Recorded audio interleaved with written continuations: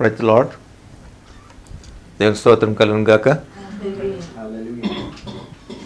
దేవునికి సమస్త మహిమ ఘనత ప్రభావాలను దేవునికి చెల్లును గాక. అందరిని బట్టి దేవుని మహిమపరుస్తున్నాను. దేవుని నామములు మీ అందరికీ శుభాభివందనములు తెలియజేస్తున్నాను. మరొకసారి దేవుని యొక్క సన్నిధిలో మనం ఈ విధంగా కూడుకొని దేవుని సన్నిధిలో నిలబడడానికి దేవుడు ఇచ్చిన గొప్ప అవకాశంకై దేవుని మహిమపరుస్తున్నాను. ఆమేన్. హల్లెలూయా. చిన్న ప్రార్థన చేసుకుందాం. దయచేసి కళ్ళు మూసుకుందాం. దయగల మా ప్రభువా, మీకే వందనాలు. మీ ప్రేమ మా మీద కనుపరుస్తున్న విధానంకై మీకు స్తోత్రములు. మేము ఈ విధంగా ఉన్నాము అంటే నీ దయ, నీ కృప, నీ ప్రేమను బట్టి నా ప్రభా. ప్రేమ నాయన హద్దు లేనటువంటి విషయములలో ప్రభా నాయన కార్యం జరిగించి నాయన సంపూర్ణమైన ప్రేమను బట్టి మమ్మల్ని ఈ విధంగా నడిపిస్తున్న విధానానికి మీకు వందనాలు. ఈ సమయంలో ప్రభా నీ పక్షంగా నిలబడినట్టు మాతో మాట్లాడండి. నీ ఆత్మ నా మీద బలముగా నాయన నింపి బలపరిచి మా అందరికీ కావాల్సినటువంటి చక్కటి వర్తమానం మాకు అనుగ్రహించి మాతో మాట్లాడి నడిపించి మహిమ పొందుకోమని నన్ను సమయాన్ని చేతికి అప్పగించుకుంటూ యేసయ్య నామములో ప్రార్థన స్తుతించి అడుగుతున్నాం ప్రభా. ఆమేన్. ఆమేన్. ఆమేన్. హల్లెలూయా. ఓకే. కమాండ్మెంట్స్ అంటే ఏంటి? ఆజ్ఞలు. ఓకేనా? మన విశ్వాస జీవితంలో దేవుని యొక్క విషయంలో ప్రాముఖ్యమైనటువంటి విషయం ఏంటంటే తెలుసా? కమాండ్మెంట్స్. అంతే కదా? ఆజ్ఞ. ఓకేనా? ఆజ్ఞ అతిక్రమము. అంతే, సింపుల్. అంతకుమించి ఇంకే పెద్ద పాపం చేయక్కర్లేదు. జస్ట్ మనం ఆ ఆజ్ఞను కనుక మనం అతిక్రమిస్తే చేద్దాం. మనము ఒక 2 దినాల చూసినట్లయితే కాలిఫోర్నియా, ఐ థింక్ రైట్, ఓకేనా, భయంకరమైన పరిస్థితి. లాస్ ఏంజల్స్, సారీ, చాలా భయంకరమైన పరిస్థితి. లోకము చూసేది ఒక్కో కోణంలో చూస్తుంది, దేవుని యొక్క బిడ్డ చూసేది ఇంకో కోణంలో చూస్తుంది అన్నమాట. దేవుని రాజ్యాలే, దేవుని దేశాలు, దేవుని ప్రజలు వాళ్ళు ఒక విషయంలో వాళ్ళు ఇగ్నోర్ చేశారు. వారు దేవుణ్ణి కాల్చి పడేశాడు దేవుడు. ఎందుకు చెప్పనా? చూడండి, దేవుని బిడ్డలు ఎడల ఆయన ఎప్పుడు కనుదృష్టి ఉంటుంది.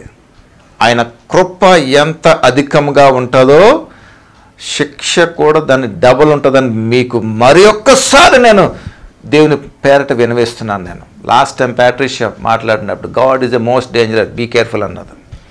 అర్థమవుతుందా? దేవుని గురించి మీకు వన్ సైడే తెలుసు, సెకండ్ సైడ్ మీకు తెలియదు. ఆయన ఉగ్రత ఎవరి మీద ఉంటుందో తెలుసా? ఎక్కువ ఆయన పిల్లల మీద మాత్రమే ఉంటుందనే విషయాన్ని మీరు ఎప్పుడూ మర్చిపోకండి. ఒకవేళ మీరు ఆయన బిడ్డలైతే ఆయన కనుదృష్టి మీ మీద ఉంటుంది. కాబట్టి మీ అతిక్రమమును బట్టి శిక్ష మీ మీదకి వస్తుంది. ఇలాంటి శిక్ష కాదు, దాన్ని తేరుకోలేము ఇంక మళ్ళీ అన్నమాట. అలాంటి శిక్ష. అందుకనే బహు జాగ్రత్తగా ఉండాలని దేవుని వాక్యము ద్వారా, సేవకుడు ద్వారా దేవుడు మనతో మాట్లాడుతూ ఉంటాడు. ఎప్పుడు కూడా గమనించాలి మనమంతా కూడా. చిన్న విషయంలో ఇగ్నోర్ చేశారు, మొత్తం లేపేశాడు దేవుడు మొత్తం అంతా. చూసారా ఉగ్రత ఎలా ఉంటుందో?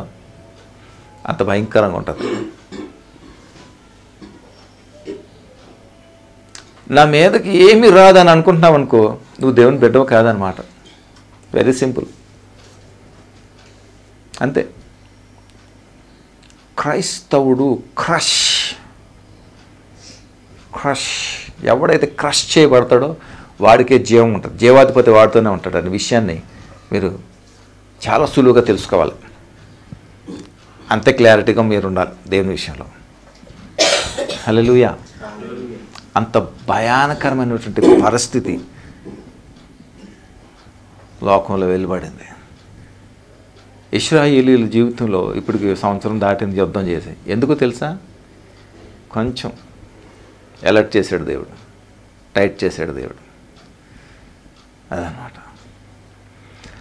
దేవుడు నీకు ఎంత ప్రొవైడరో, నీకు ఎంత కంఫర్టో, బీ కేర్ఫుల్ విత్ గాడ్, అంతే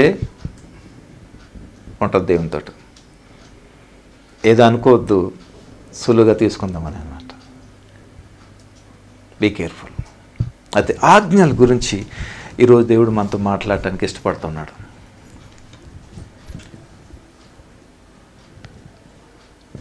ఎందరైతే నన్ను ప్రేమిస్తారో, ఎవరైతే నన్ను ప్రేమిస్తారో, ఎందరైతే నన్ను ప్రేమిస్తారో, ఎవరైతే నన్ను ప్రేమిస్తారో వారు ఏం చేస్తారో తూచ తప్పకుండా నా ఆజ్ఞలను వారు గాయకుంటారు. క్లియర్ ఉందా లేదా? అర్థమైనా? ఆయన ఆజ్ఞలు ఎవరు ఫుల్ఫిల్ చేస్తారు? ఎవరు చేస్తారండి? ఆయనను ప్రేమించేవారు. ప్రేమ అంటే ఎలా ఉంటుంది? నేను ప్రేమిస్తున్నాను, నిన్ను ప్రేమిస్తున్నాను, నిన్ను ప్రేమిస్తున్నాను, అది ప్రేమ. అంతే కదా? అంతేనా కదా? ప్రేమ అంటే ఎలా తెలుస్తుంది? నేను నిన్ను ప్రేమిస్తున్నాను, I love you my son, I love you my daughter, I love you my wife, I love my husband, I love my parents. అంతే లవ్ అంటే. ఇంకా అంతకంటే ఏం చెప్తాం? మీకు అర్థమవడానికి ఒక ఉదాహరణ చెప్తాను. మీకు పిల్లలు ఉన్నారు కదా, లేకపోతే భర్త భార్య ఉన్నారు కదా. నేను రోజు నిన్ను పిల్లల్ని ప్రేమిస్తున్నాను, నిన్ను ప్రేమిస్తున్నాను సరిపోతుందా? ఏం చేస్తావు వాళ్ళని? వాడికి ఏం కావాలో చూస్తావు, వాడు ఎలా ఉన్నాడో చూస్తావు, వాడికి ఎలా ఉండాలో నువ్వు చూస్తావు, వాడికి ఎలా కంఫర్ట్ ఇవ్వాలో చూస్తావు, వాడిని జాగ్రత్తగా చూసుకుంటావు, వాడికి కావాల్సిన ఎబిలిటీస్ అన్నీ కూడా నువ్వు చూస్తూ అది ప్రేమ అంటే. ప్రేమ మాట్లాడిందా చేస్తుందా? ఎస్, అది ప్రేమ అంటే. ఇప్పుడు చెప్పండి, నువ్వు దేవుణ్ణి కనుక ప్రేమిస్తే నువ్వేం చేస్తావు? ఆయన ఆజ్ఞలను ఖచ్చితంగా గైకొంటావు. ఏమైనా అనుమానం ఉందా? చాలామంది ప్రభువా నేను ప్రేమిస్తున్నాను అలాగన్నాడు అబద్ధికుడు. దేవుని నిజంగా ప్రేమించేవాడు ఎప్పుడు కూడా చెప్పడాడు, చేసి చూపిస్తాడు. ఒకసారి యోహాను సువార్తకు ఒకసారి వెళ్తే ఒక చక్కటి మాట అక్కడ చూద్దాం. 14వ అధ్యాయము 15వ వచనంలో ఒకసారి చూద్దాం. నేను త్వరగా మాట్లాడి నేను క్లోజ్ చేస్తాను. 14వ అధ్యాయం యోహాను సువార్త 15వ వచనంలో మనం ఒకసారి చూసినట్లయితే, మీరు నన్ను ప్రేమించిన ఎడల నా ఆజ్ఞలను మీరు ఏమంటారు? గాయకొంటారు అన్నట్టు. దేవునికి స్తోత్రం కలుగును గాక. హల్లెలూయా. ఇప్పుడు మనలో ఎంతమంది దేవుని ప్రేమించేవారు మనస్ఫూర్తిగా ఒకసారి మిమ్మల్ని మీరు చేసుకోండి. ఒకసారి దేవుణ్ణి ప్రేమించేవాడు ఎప్పుడు, నిజంగా నాకు తెలుసు, దేవుణ్ణి ప్రేమించేవాడు ఎప్పుడు కూడా ఏది అడగడండి దేవుణ్ణి. నాకు తెలుసు ఆ విషయం. నా అనుభవం అలాంటిది. మరి మీ అనుభవం ఎలా ఉంటుందో నాకు తెలియదు. నా అనుభవం ఏంటంటే దేవుణ్ణి నేను ప్రేమించినప్పుడు నేనేమీ అడగను ఆయన్ని. ఎంత కష్టమైనా సరే, ఏమీ లేకపోయినా, నాకేది అవసరమైనా సరే నేనేమి అడగను ఆయన. ఎందుకు తెలుసా? నాకు ఒక విషయం తెలుసు, నా ప్రతి అక్కర అవసరమైన ఎరిగి ఉన్నాడు. నేను అడగక ముందే నాకు అన్నీ కూడా తీసుకొస్తాను సత్యం నాకు తెలుసు కాబట్టి నేను అడగ అవసరం పనిలేదు. నేను అడగకుండా నాకు అన్ని ప్రొవైడ్ చేస్తాడు. ఇది నా అనుభవం, జీవిత అనుభవం. అది దాన్ని బట్టి నేను చెప్తున్నాను.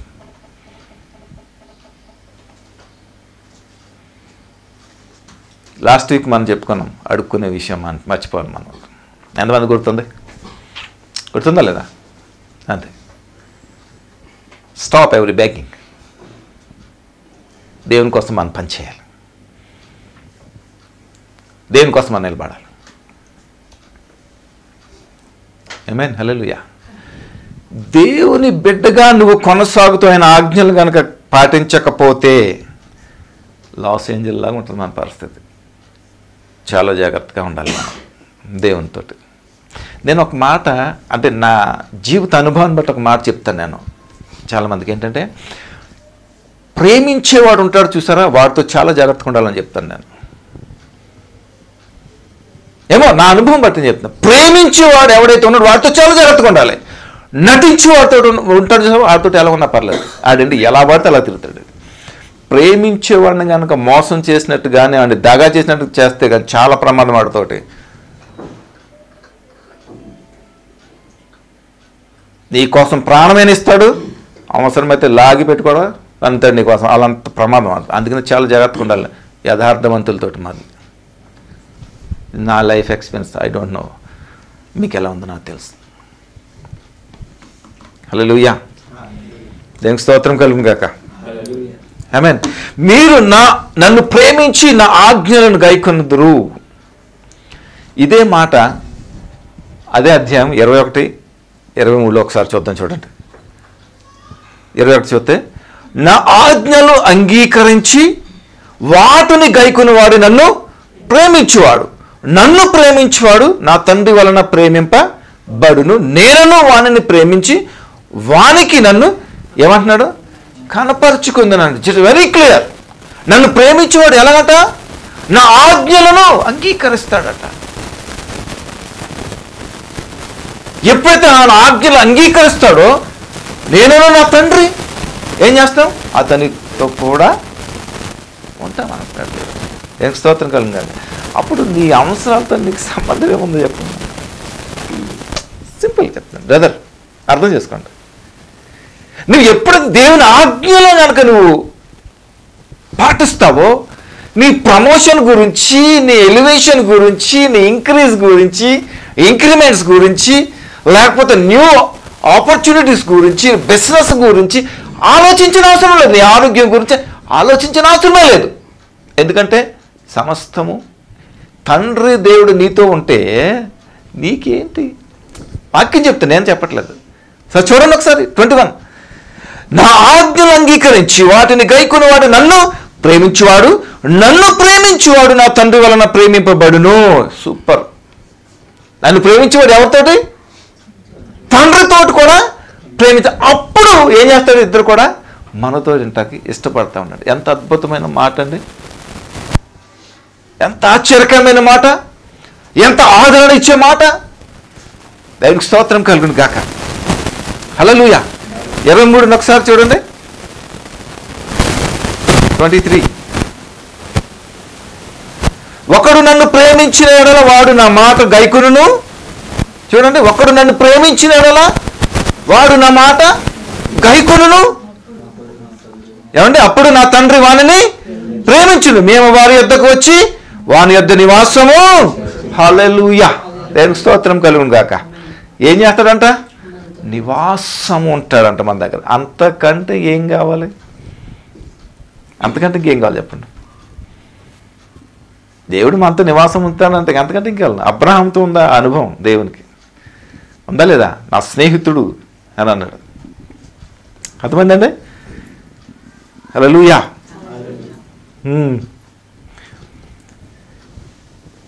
దేవుని ఆజ్ఞలను చెయ్యకుండా దేవుని ఆజ్ఞల పట్ల నిర్లక్ష్యము స్వభావంతో ఉన్నప్పుడు గమనించండి ప్రియులారా, ఒక్క మాట వాస్తవం మాట్లాడుకుందాం మనం. దేవుని ఆజ్ఞలు, దేవుడు ఏమన్నాడు? నీవు నన్ను ప్రేమించిన ఎడల నా ఆజ్ఞలను గైకొంటావు అంటున్నాడు. నీవు నన్ను ప్రేమించిన ఎడల నా ఆజ్ఞలను గైకొంటున్నప్పుడు నేను నా తండ్రి ద్వారా కూడా నువ్వు ప్రేమింపబడతావు. అప్పుడు నా తండ్రి నేను కూడా నీతో నివాసం ఉంటానని క్లియర్గా చెప్తున్నాడు దేవుడు. మరి నీకు ఆ ఆజ్ఞల పట్ల నిర్లక్ష్యము, అవగాహన లేని విధంగా ఉన్నప్పుడు నువ్వు ప్రార్థన ఎలా చేయగలుగుతావు అనేది ప్రశ్న ఇక్కడ.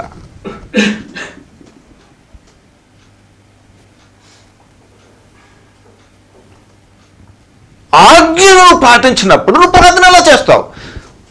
నీ బిడ్డలను నువ్వు చూసుకుంటున్నావు కదా, ప్రేమతో వాడికి నొప్పి కలగకుండా ఆకలి లేకుండా అన్నీ చూసుకున్నావు కదా, ఆజ్ఞ కదా, వాళ్ళ పట్ల చేస్తావు, ప్రేమ కనిపిస్తున్నావు కదా. మరి దేవుని పట్ల నువ్వేం చేస్తున్నావు? నువ్వు మరి ఏం చేయను? ప్రార్థన ఎలా చేస్తున్నావు? ఇది దేవుడు వేసే ప్రశ్న.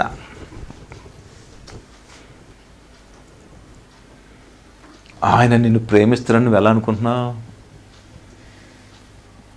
వెర్రివాడ అనొచ్చా? నేను అనొచ్చా? ఈ మాట ఉపయోగించమంటారా? నువ్వు ఆజ్ఞలు పాటించినప్పుడు, నిర్లక్ష్యంగా ఉన్నప్పుడు నువ్వు ప్రార్థన ఎలా చేస్తావు? నువ్వు ప్రార్థన చేస్తే నీ ప్రార్థన ఆయన దగ్గరికి వెళ్తుందా? నువ్వు ఎలా అనుకుంటున్నావు? మూర్ఖత్వం కాదా మందది? అవివేకము కాదా? అంధత్వము కాదా? కాదంటారా? అసలు ఆజ్ఞలు పాటించినప్పుడు దేవుడిని ఎలా ప్రేమిస్తున్నాడని అనుకున్నా నువ్వు? Come on church. దేవుడు లోకమును ఎంతో ప్రేమించాడు. కుమారుడు తన తండ్రిని ప్రేమించిన ప్రకారంగా తన తండ్రి యొక్క చిత్తము భూమి మీద నెరవేర్చి మనకి జీవమునిచ్చి ఆయన చిత్తమును నెరవేర్చాడు దేవుడు. అది ప్రేమ. అది ప్రేమ. నువ్వు చిత్తము చేయకుండా ప్రార్థన చేసే హక్కు నీకు లేదు, అర్హత లేదు నీకు. ఎలాగనుకుంటున్నావు దేవుడు నేను ప్రేమిస్తున్నాడని?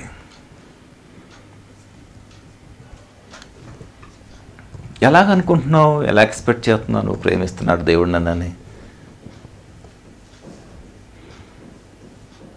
బైబిల్ చదవం, తెలియదు మనకి. ఏమనంటే టైం లేదు.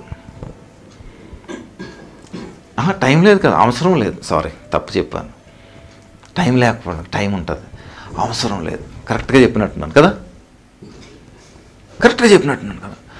టైం ఉంటుంది మనకి, టైం బోర్డంత టైం ఉంటుంది మనకి, కానీ అవసరం లేదు. మనకెందుకు అవసరం?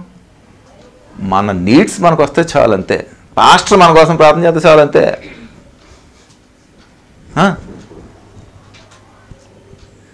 నా జీవితంలో ఒక పొరపాటు చెప్తాను నేను. చాలామంది అవసరం కోసం ప్రార్థన చేసేటానికి వస్తూ ఉంటారు. ఎంతో నమ్మకంగా బలంగా నేను ప్రార్థించి, ప్రభా నా జీవితంలో చేయొద్దు, వారి జీవితంలో చేయనివ్వండి. దేవుడు ఒరే నువ్వు పిచ్చోడురా అని అనుకుంటాడేమో. వాళ్ళు ఖచ్చితంగా చేసేవాడు. వాళ్ళు రివర్స్ అయ్యేవారు. అంటే అవసరం వరకే నమ్మేవారు అన్న. చూపించాడు దేవుడు నాకు ఇలా ఉంటుంది పరిస్థితి అని అన్నాడు. అప్పటి నుంచి నా నిర్ణయం మార్చుకున్నాను. దేవునికి స్తోత్రం కలుగును గాక. ఆజ్ఞలు కనుక పాటించకపోతే మనకు అర్హత అనేది లేదు అనే సత్యాన్ని మనం గ్రహించాలి. ఆమేన్, హల్లెలూయా. ఏమంటున్నాడు ఇక్కడ? మీరు నన్ను ప్రేమించిన ఎడలా, ఏమండి ఏమంటారు? నన్ను ప్రేమించిన ఎడలా అర్థమైందా మీకు? ఏమన్నాను? ఒకసారి వెళ్దాం, రోమిలకు రాసిన పత్రిక వెళ్దాం, చాలా సమయం ఉంది. ఇక్కడ ఏమంటాడు చూద్దాం ఒకసారి. 13వ అధ్యాయంలో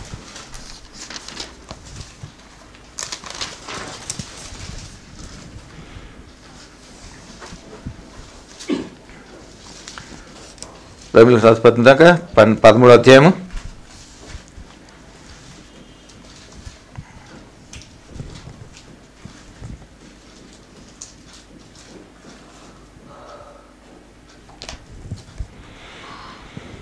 9వ వచనం.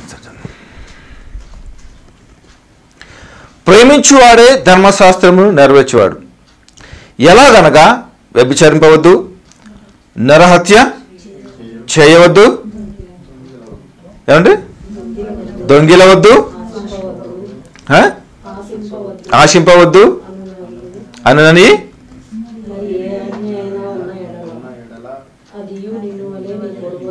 ప్రేమించాలి. ఆమేన్. ప్రేమించువాడు ధర్మశాస్త్రం నెరవేర్చువాడు. ఎలాగనగా వ్యభిచరింపవద్దు, నరహత్య చేయవద్దు, దొంగిలవద్దు, ఆశింపవద్దు అనునవి మరి ఏ ఆజ్ఞ అయినా ఉన్న ఎడల అదియు నిన్ను వలని పొరుగు వారిని ప్రేమింపవలెను. వాక్యంలో సంక్షేపముగా ఇమిడి ఉన్నాయి అన్నీ కూడా. దేవునికి స్తోత్రం కలుగును గాక. హల్లెలూయా. ఆమేన్.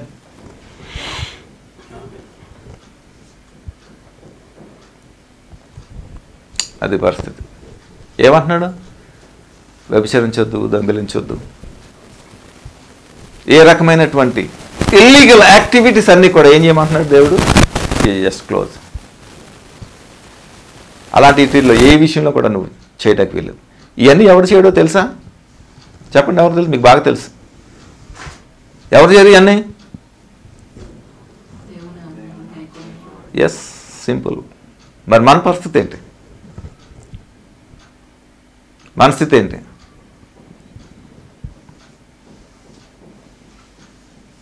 చెప్పాలి. ఇక్కడ దేవుడు మన నుంచి ఆశించేది ఏంటో చెప్పనా? నీవు బంగారం కొన్నావు కదా, నాకు సన్నిధికి తీసుకొచ్చివి, నీ దగ్గర ఇంత ఇన్కమ్ ఉంది కదా, నా సన్నిధి ఏమీ అడగట్లేదు దేవుడు. వద్దురా, మీకే ఉంచుకుని నేనే ఇస్తాను అంటున్నాడు దేవుడు. మీకు అవన్నీ నేనే ఇస్తాను. మీకు బంగారం ఇస్తాను, సిల్వర్, గోల్డ్, మనీ, అన్ని కరెన్సీ ఇస్తాను. మీకు కావాల్సిన నేను ఇస్తాను. నేను మీ నుంచి నేనేం తీసుకుంటలేదు. నేను ఇవ్వటానికి మీకు వచ్చాను. ఆమె గివర్, నేను ఇస్తాను మీకు. బట్ నువ్వు నాకు ఇవ్వాలి. ఏంటో తెలుసా? నేను ఇచ్చే కమాండ్మెంట్స్ ఏదైతే ఉందో you must be follow, otherwise సస్తావ్. ఏమైంది? వద్దు అని అన్నాడు దేవుడు. దాన్ని మాత్రం ముట్టకు, నువ్వు ఏమైనా చేయి, ఎక్కడికైనా లేదని తిరుగు, అది మాత్రం ముట్టకొద్దని అన్నాడు. అతిక్రమించిందా లేదా? పాపం చేసిందా లేదా? ఆజ్ఞ కూడా అదే. నువ్వు అది గనక చెయ్యకపోతే, దాని కనుక ఇగ్నోర్ చేస్తే ఖచ్చితంగా నీకు శిక్ష తప్పదు. అది విషయం అన్నమాట. మన మీద దేవుని ఉగ్రత ఎందుకు రాదు? దేవుని పనిష్మెంట్ మన మీద ఎందుకు రాదు? చెప్పండి సార్. దేవుని ఉగ్రత మన మీద ఎందుకు రాదు? శిక్ష ఎందుకు రాదు మనకి? పక్కింటి పిల్లోడు ఉంటాడు కదా, మన ఇంట్లో పిల్లోడు ఉంటాడు కదా, వీడు తప్పు చేసి ఏం చేస్తావు? నువ్వు ఏం చేస్తావు? నీ పిల్లడు తప్పు చేస్తే ఏం చేస్తావు? అయ్యా శిక్షిస్తావు కదా, ఎందుకంటే నీ బిడ్డ కాబట్టి. అవతల బిడ్డ నువ్వు శిక్షిస్తావా? నీకు హక్కు లేదు కాబట్టి. హక్కు కాదు, అసలు నాకు అనవసరం అనుకుంటావు, అంతే కదా, హక్కు తర్వాత, అంతేనా? దేవుడు కూడా సేమ్ యాజ్ టీజ్గా అదే ఉంటుంది. నీవు దేవుని బిడ్డవైతే శిక్ష నీ మీదకు వస్తుంది, నిన్ను సరిచేస్తాడు దేవుడు. నువ్వు దేవుని బిడ్డవు కాదనుకో, పట్టించుకోడు దేవుడు నిన్ను. సింపుల్.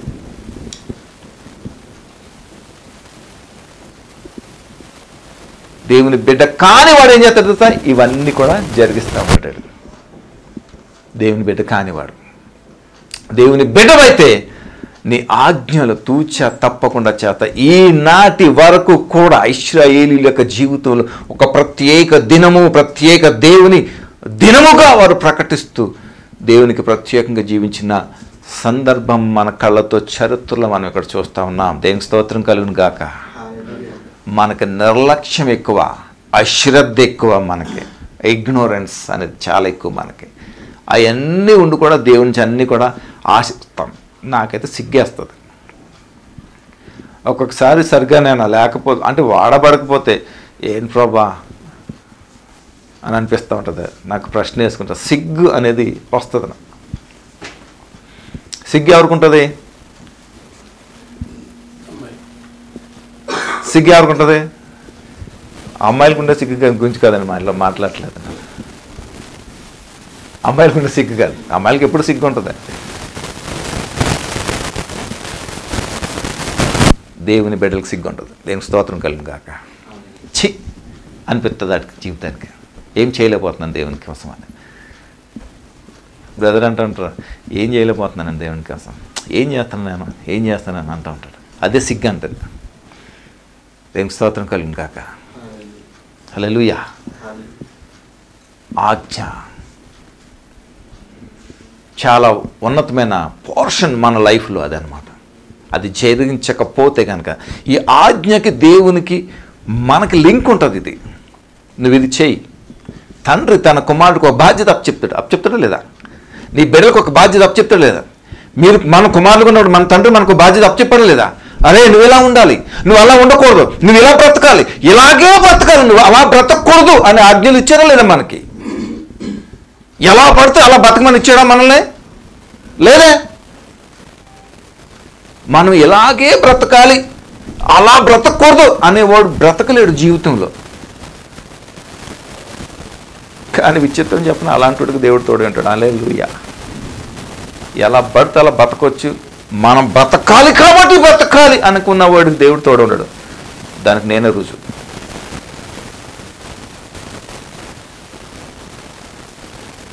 దేవుని క్రైస్తవులు అనబడిన అనేక మంది ఆ విధంగా జీవించేవారు అనేక మంది ఉన్నారు. నేను వారిని ఎవరిని తప్పు పట్టడానికి సరిపోను, కానీ సందర్భాన్ని బట్టి నేను అది అలా ఉండకూడదని దేవుని యొక్క ఉద్దేశం, అంతకు మించి ఇంకేం కాదు.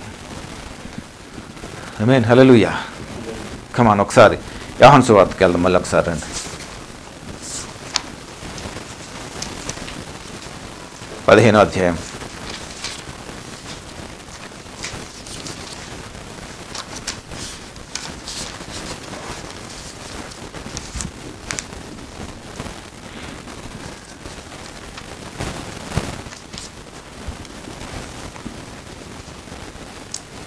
పదవచనం నుంచి ఒకసారి చూద్దాం.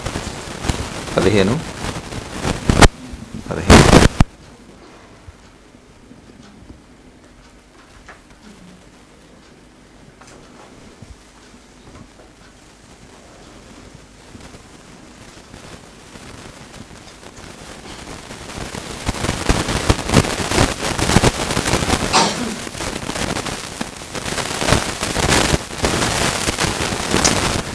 తండ్రి యందు నేనును, చూడండి ఇక్కడ, తండ్రి యందు నేనును నా యందు తండ్రి ఉన్నామని నీవు నమ్ముటలేదా? నేను నీతో చెప్పి ఉన్నాను. యోహాను సువార్త 15వ అధ్యాయం 15 ఐఎమ్ సారీ 15 10 నుంచి లిటిల్ బిట్ కన్ఫ్యూజ్. నేను నా తండ్రి ఆజ్ఞలు గైకొని ఆయన ప్రేమ యందు నిలిచిన ప్రకారము మీరు నా ఆజ్ఞలు గైకొని ఎడల నా ప్రేమ యందు నిలిచి ఎందురు. ఆమేన్. హల్లెలూయా. దేవునికి స్తోత్రం కలుగును గాక. ఆమేన్.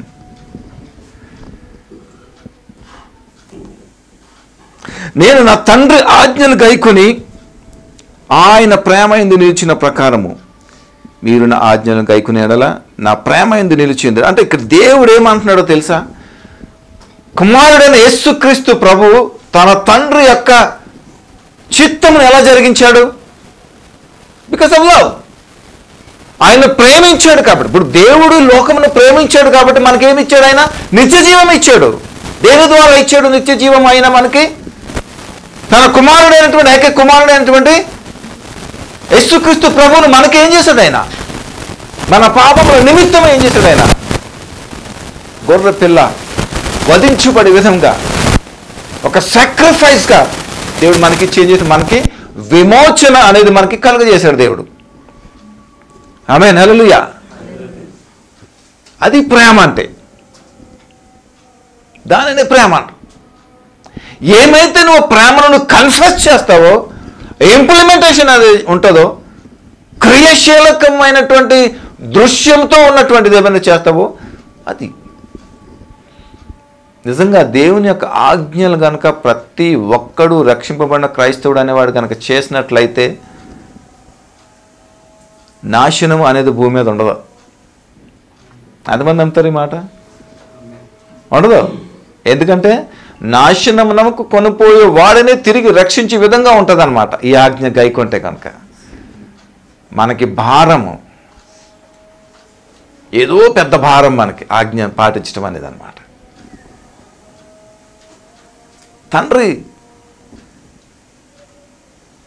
తండ్రి ఎడల తన కుమారుడు కనుపరిచినటువంటి ప్రేమను బట్టి మీరు కూడా ఆ విధమైనటువంటి ప్రేమ కనిపించాలని దేవుడు కోరుతున్నాడు. ఆయన శిష్యులైనటువంటి అపోస్తలులు ఒకసారి మనం చూసినట్లయితే నిజముగా దేవుని ప్రేమించిన వారిగా వారు ఉన్నారు.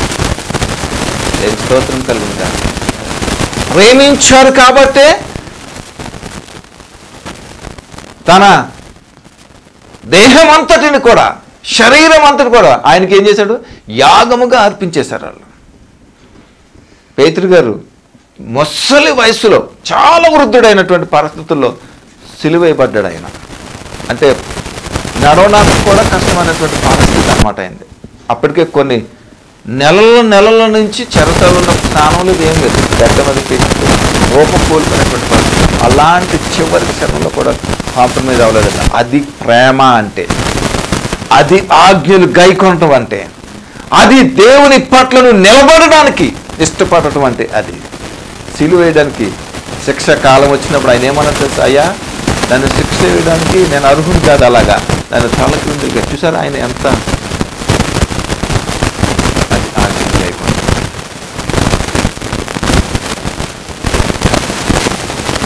మనం సంవత్సరాలు వాక్యం వింటాం, జస్ట్ ఒక కామెంట్ ఇస్తాం, భలే ఉన్నాం మనసు వచ్చినా చెయ్యమది. నేను స్తోత్రం కలుగుతుంది. నేను నా తండ్రి ఆజ్ఞలు గైకొని ఆయన ప్రేమందు నిలిచిన ప్రకారం మీరు నా ఆజ్ఞలను గైకొనండి. ఆమేన్, హల్లెలూయా. దేవుని స్తోత్రం కలుగును గాక.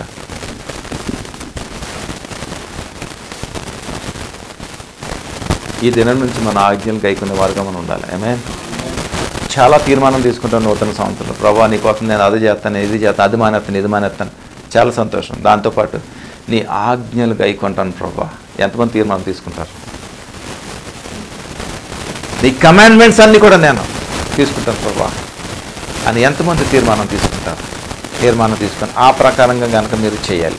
మీరు ఎప్పుడైతే తీర్మానం తీసుకుంటారో మీరు దేవుని యొక్క సొత్తైన ప్రజలుగా మీరు ఎంచబడతారు.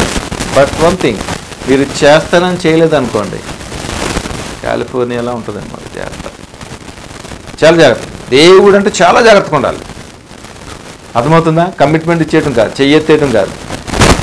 అది లేకుండా కూడా జాగ్రత్త చెయ్యకపోతే I'm sorry to say that. Amen, hallelujah. నాకు తెలుసు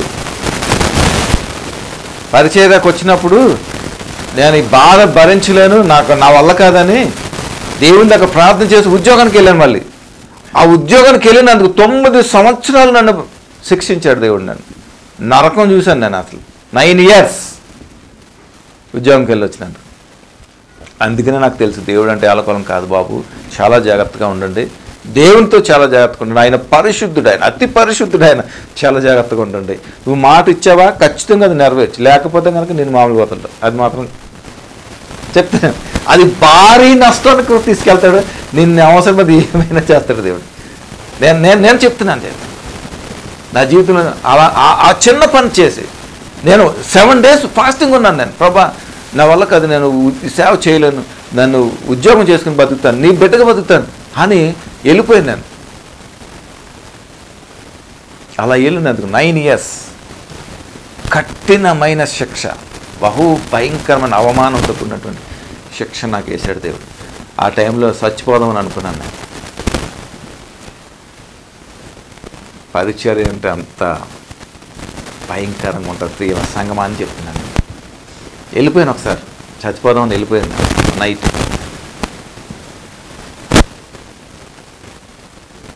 దేవునితో అంత ప్రమాదకరం. ఎంత కంఫర్ట్ ఉంటాడో దేవుడు అంతగానే ఉంటాడు దేవుడు. అందుకని చాలా జాగ్రత్త. ఒకే ఒక మాట మీకు చెప్తున్నాడు, నా ఆజ్ఞలు గైకునేవాడికి మీరు ఉండాలని. ఎప్పుడైతే నన్ను ప్రేమిస్తావో నీవు నా బిడ్డవు, నేను నీ తండ్రిని. ఆ ప్రకారంగా ఉన్నప్పుడు నా తండ్రి ద్వారా నువ్వు ప్రేమించబడతావు. దాని ప్రకారంగా నా తండ్రియు నేను కూడా నీతో నివాసము చేయటంగా ఉంటాను నీతోటి.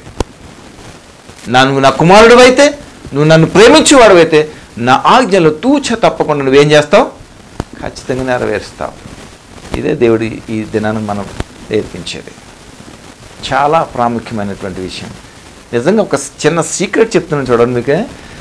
దేవుని ప్రేమించేవాడుగా నువ్వు ఉన్నప్పుడు దేవుని కోసం ఏమైనా చేస్తారు సార్ మీరు. దాంట్లో డౌట్ ఏం లేదు.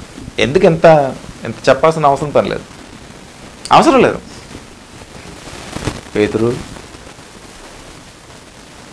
పేతురు నన్ను ప్రేమిస్తున్నావా? ప్రేమిస్తున్నాను ప్రభా. పేతురు ఏం ప్రభా? అదే నన్ను ప్రేమిస్తున్నావా? ప్రేమిస్తున్నాను ప్రభా. పేతురు ఏం ప్రభా? అదే నన్ను ప్రేమిస్తున్నా. నీకు తెలీదా నేను ప్రేమిస్తున్నానని? చూసావా? పేతురులో ఉన్న రియాలిటీని బయటకు తీశాడు దేవుడు. ఏమన్నాడు పేతురు? నేను ప్రేమిస్తున్నాను లేదా నీకు తెలీదా ప్రభా అన్నాడా లేదా? ఆ రియాలిటీని తీస్తాడు. నీలో రియాలిటీ అనేది దాగి ఉంది, అది నీకు తెలీదు, దేవుడికి తప్ప. ఆ రియాలిటీ పెట్టింది దేవుడి కాబట్టి. దాని నుంచి నిన్ను లేవనెత్తాలి అంటే నేనేం చేయాలి తెలుసా? నేను శోధింపబడాలి. అప్పుడు నీ రియాలిటీ వస్తుంది అన్నమాట. దేవునికి స్తోత్రం కలుగును గాక. హల్లెలూయా. చరిత్రలో ఎక్కడైనా చూడండి, దేవుని బిడ్డల మీద తప్ప ఉగ్రత మరి ఎవరి మీద కూడా రాలేదన్న విషయం గమనించినప్పుడు వాస్తవమా లేదా చెప్పండి? ఎందుకు తెలుసా? ఆయన ప్రేమ లో కూడా డేంజరస్ అన్నమాట. అందుకే చెప్పింది, యథార్థవంతుడు ప్రేమించేవాడు ఉన్నాడు అనుకోండి, వాడితో చాలా ప్రమాదం. వాడికి చాలా నీకోసం వాడు ప్రాణం ఇస్తారు కావాలంటే, వాడికి కనుక దగా చేసినావంటే మరి నీకు ఉంటుంది మరి గట్టిగా. అది చాలా ఇంపార్టెంట్ అన్నమాట. అర్థమవుతుందండి. ఫైనల్గా నేను ఒకసారి చూద్దాం. తర్వాత మీ 11 వచనం, మీ యందు నా సంతోషము ఉండవలెననియు మీ సంతోషము పరిపూర్ణము కావాలననియు ఈ సంగతులు మీతో చెప్పుచున్నాను. నేను మిమ్మును ప్రేమించిన ప్రకారము మీరొక్కరినొక్కడు ప్రేమింపవలననియే నా ఆజ్ఞ. చూడా ఏమన్నాడు చూడండి, మీ యందు నా సంతోషము ఉండవలెననియు అని అంటున్నాడు. ఏమంటున్నాడు? దేవుని యొక్క సంతోషం ఎవరితో ఉండాలంట? మనతో ఉండాలని, మీ సంతోషము పరిపూర్ణము కావాలననియు ఈ సంగతులు మీతో చెప్పుచున్నాను. నేను మిమ్మును ప్రేమించిన ప్రకారము మీరొక్కరినొక్కడు ప్రేమింపవలననుటయే నా ఆజ్ఞ. తన స్నేహితుని కొరకు తన ప్రాణము పెట్టువానికంటే ఎక్కువైన ప్రేమ గలవాడెవడును లేడు. నేను మీకు ఆజ్ఞాపించి వాటిని చేసిన ఎడల మీరు నా స్నేహితులై యుందురు. ఆమేన్, హల్లెలూయా. ఏమంటున్నాడు? మీరు నా స్నేహితులే అంటాడు. స్నేహం గురించి ఒక మాట చెప్పనా? బద్ధ శత్రువులు చూసారు మీరు ఎప్పుడైనా? ఎదురు పడితే చంపేసుకునేంత పరిస్థితి అయినటువంటి బద్ధ శత్రువులు ఉంటారు. తెలుసు కదా మీకు? వాళ్ళు ఎక్కడి నుంచి వచ్చారు తెలుసా? ప్రాణ స్నేహితులు. ఒకప్పుడు వారు ప్రాణ స్నేహితులు. తెలుసా మీకు? ప్రాణ స్నేహితులు. ఆ ప్రాణ స్నేహితులు నమ్మకత్వాన్ని కనుక వంచన అపనమ్మకత్వంగా చేస్తాడంటే, అక్కడ పొడతా చూసావా విరోధము, అక్కడ చూసావా పగ, అదే శత్రుత్వం అన్నమాట. భయంకరమైనటువంటి శత్రుత్వం. మామూలుగా చిన్న చిన్న ఇష్యూలు అనుకోండి, తర్వాత మళ్ళీ మారిపోతాం, సాధారణంగా ఉంటాం. కానీ ఆ నమ్మకత్వాన్ని ఎప్పుడైతే మనం కోల్పోతామో అక్కడ భయంకరమైన శత్రుత్వం అనుతుంది. నీవు దేవుని ఎడల నమ్మకత్వం కోల్పోయినావు అనుకో,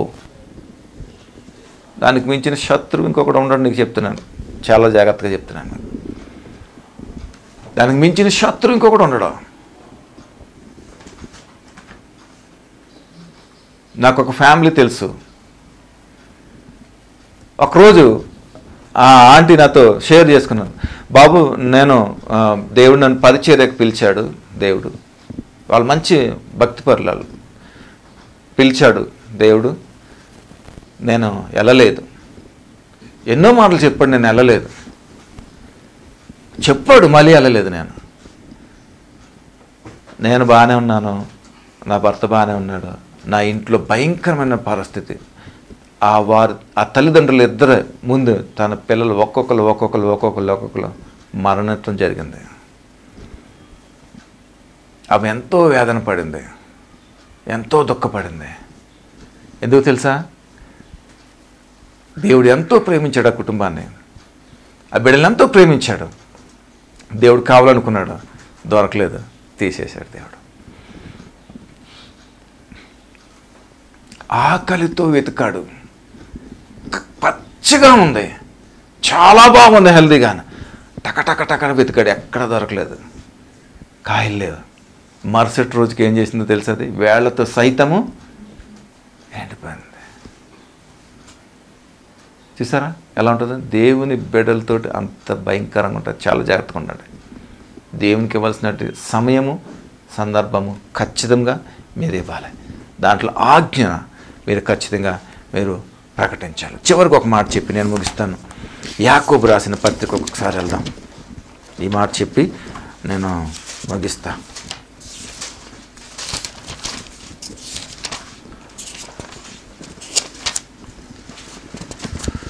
హల్లెలూయా. యాకోబు రాసిన పత్రిక 3వ అధ్యాయం ఒకసారి వెళ్దాం. 2 నుంచి 2 నిమిషాలు. అనేక విషయములలో మనమందరము తప్పిపోవచ్చున్నాము. చాలా జాగ్రత్తగా ఉండండి. అనేక విషయములలో మనం అందరం కూడా ఏమంటున్నాడు? తప్పిపోవచ్చున్నాము. ఎవడైనా నువ్వు మాట యందు తప్పని ఎడల అట్టివాడు లోపము లేనివాడై తన సర్వ శరీరమును స్వాధీన మన్నుంచుకొన శక్తి గలవాడగును. ఆమేన్, హల్లెలూయా. గుర్రములు మనకు లోబడుటకి నోటికి కళ్ళుము పెట్టి వాటి శరీరం అంతే త్రిప్పుతాము కదా. వాడలను కూడా చూడుడి, అవి ఎంతో గొప్పవై పెనుగాలికి కొట్టుకొని పోబడినను వాడ నడుపు వాని ఉద్దేశము చొప్పున మిక్కిలి చిన్నదగు చుక్కాను చేత త్రిప్పబడును. అలాగునని నాలుక కూడా చిన్న అవయవమైనను బహుగా అదిరి పడును. ఎంత కొంచెము నిప్పు ఎంత విస్తారమైన అడవిని తగలబెట్టును. నాలుక అగ్నియే. నాలుక మన అవయములలో ఉంచబడిన పాప ప్రపంచమై సర్వ శరీరమునకు మాలిన్యమును కలుగజేయచ్చు. ప్రకృతి చక్రమునకు చిచ్చు పెట్టును, అది నరకము చేత చిచ్చు పెట్టబడును. మృగపక్షి సర్ప జలచరములో ప్రతి జాతియు నరజాతియు చేత సాధుకాజాలును. చూడండి ఎంత భయంకరం, చూడండి ఇక్కడ ఏమంటున్నాడు. అనేక విషయంలో మనం ఏమవుతున్నాం, తప్పిపోతున్నాం. అవునా కదా చెప్పండి. పొద్దున్న లేచి మనం అదే చేయాలి. ఏ విషయంలో తప్పిపోయాం, ఏ విషయంలో మనం ఉన్నాం, దేవుని అడిగితే ఖచ్చితంగా చెప్తాడు. డిస్ప్లేలు ఇచ్చేస్తాడు దేవుడు అన్నీ కూడా. Very simple. నాకు అలా ఇస్తాడు దేవుడు. డిస్ప్లేలు అన్నీ చూపించేస్తాడు దేవుడు. సెర్చ్ చేసుకుంటాం అంత. ఎందుకంటే బలహీనం ఉంటుంది కదా ఈ లోకంలో, బలహీనటువంటి దృశ్యాలు ఇవన్నీ కూడా ఉంటాయి కదా. అవన్నిట్లు కూడా ప్రతిదినము మనం దేవుని ఎదురు సన్నిధిలో పశ్చాత్తాపంతో అన్నీ కూడా మనం తీసుకుంటే కనుక అవన్నీ కూడా మనకి అయిపోతుంది. మన నాలుగు ఎలాంటిదంట, ఎలాంటిదంట, ఒక చిన్న అగ్గిపుల్ల ఏమవుతుంది, అది అంతటి కాల్ చేస్తుంది అన్నమాట.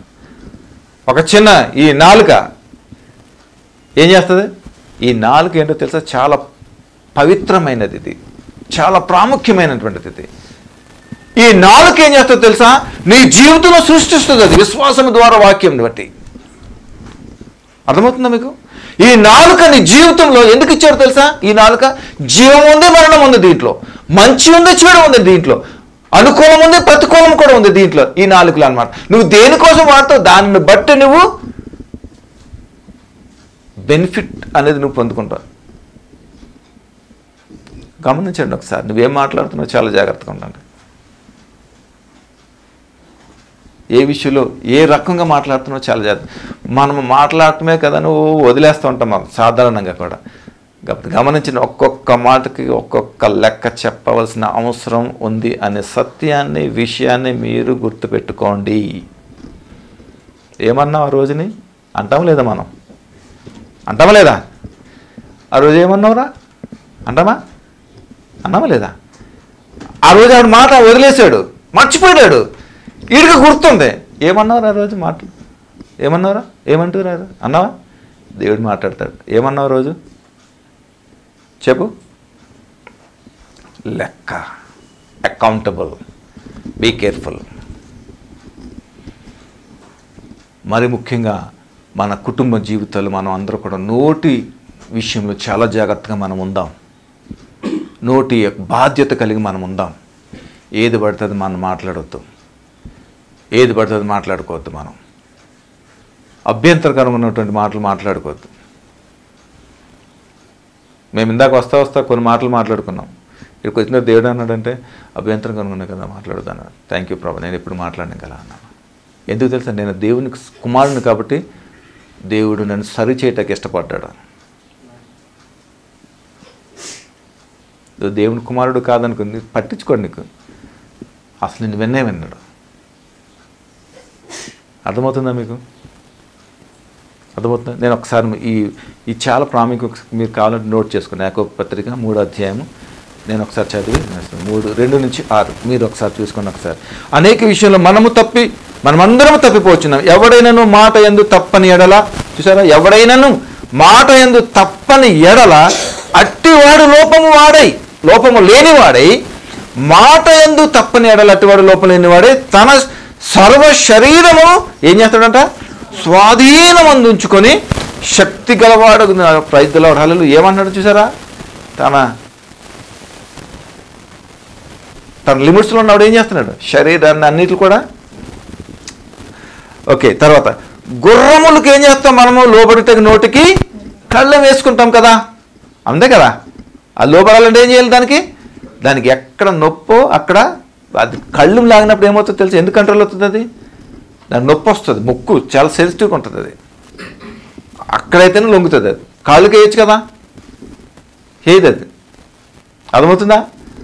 ఏనుగు ఉందనుకో, ఏనుగుని చిన్నగా ఉన్నప్పుడు ఏం చేస్తుంది తెలుసా, సన్నటి వస్తువు ఎంత పొడుగు వస్తువుని తీసుకొచ్చి దాన్ని ఎదురుకుండా అలా గుచ్చుతారనమాట. దాంట్లో గుచ్చి చైనీస్ కట్టేస్తారు దానికి. అది చిన్నప్పటి నుంచి అలా ఏమంటుంది, దాన్ని కట్టేశాడు అనుకుంటుంది అనమాట. అది చిన్నప్పటి నుంచి అలా చూసి పెద్ద ఇది వరకు అమ్మో నన్ను కట్టేశాడు అని అనుకుంటుంది అనమాట. దాని సైకాలజీ అలా పనిచేస్తుంది. అది పెద్ద దాన్ని కడితే చైన్తో కడుతుంది, అది ఏమి చేయదు. దాని మైండ్లో ఫిక్స్ అయిపోతుంది. దాన్ని వదిలినప్పుడు పెద్ద చెట్టు నీళ్ళు ఈజీగా పడుతుంది. అది చూడండి, దాని యొక్క విధానం చూడండి ఎలా ఉంటుందో.